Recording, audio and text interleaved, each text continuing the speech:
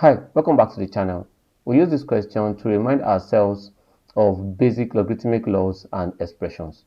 It says if v is equals to p log x into m plus n, it wants us to express n in terms of x, p, m, and v. Now the first thing is you see that v is equals to p log x. We can divide both sides by p. So I'll be dividing both sides by p so that v over p will be the same thing as log x into m plus n.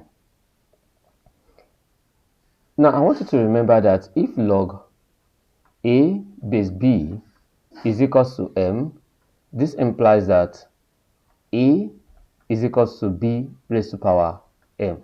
So that I can conveniently say that my m plus n now will be the same thing as x raised to the power of v over p. Then we now make n the subject of the formula so that n now, this is n, capital N, will be the same thing as x raised to power v over p minus m. So we've expressed, so with this we've been able to express n in terms of x, p, m, and v. Thank you for staying with us and see you in our next class.